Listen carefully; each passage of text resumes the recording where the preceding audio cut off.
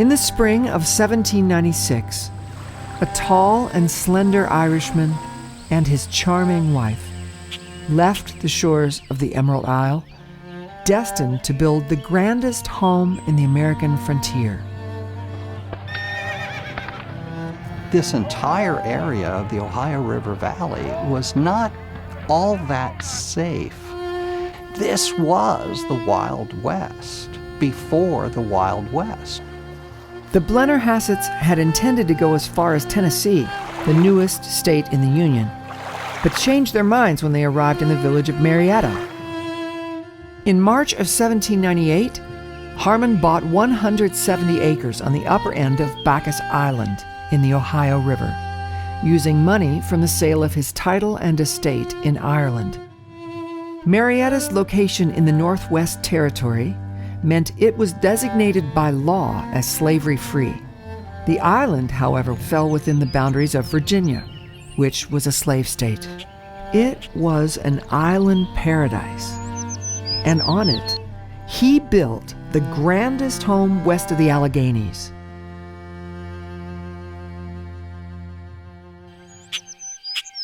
In the spring of 1805, political currents carried a particularly famous guest downriver, Colonel Aaron Burr.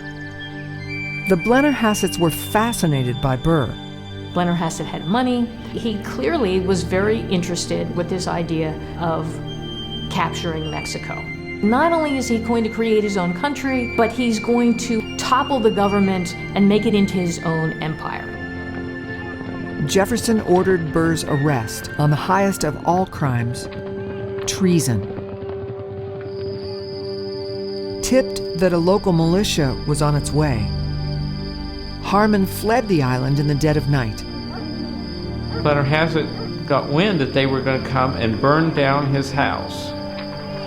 He did not take this lightly because arson was a very popular local hobby.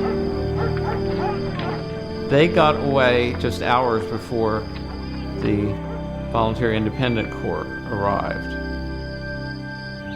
When morning dawned, Margaret went to Marietta to try to get a boat downriver for herself and the children. The plan was to rejoin her husband in Mississippi. When she came back, she found the militia camped out in her house, eating her food, drinking her wine and her liquors, giving her servants orders. And she was very upset. So they locked her in her bedroom and kept her prisoner in there.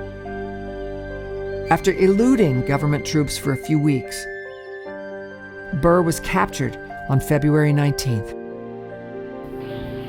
Months later, Harmon was arrested while trying to make his way back to his island in order to salvage what he could.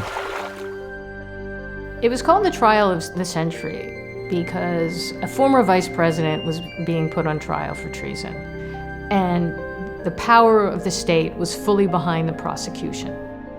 The most powerful legal minds deciding on this really crucial idea: how do we define treason? Prosecutors spent several months presenting witnesses against the former vice president, laying out their case that Burr was the mastermind behind an attempt to levy war against the United States in order to establish a separate confederacy composed of the western states and territories. When he was in prison, his neighbors stole a lot of his property through legal contrivances.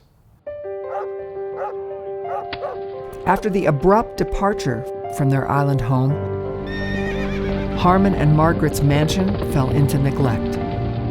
On March 3rd, 1811, it burned to the ground.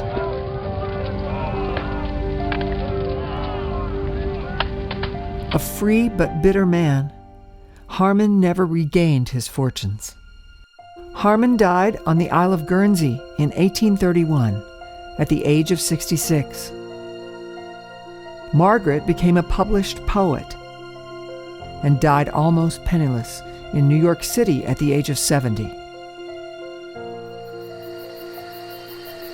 like mournful echo from the silent tomb that pines away upon the midnight air, whilst the pale moon breaks out with fitful gloom, fond memory turns with sad but welcome care to scenes of desolation and despair. Once bright with all that beauty could bestow, that peace could shed or youthful fancy know,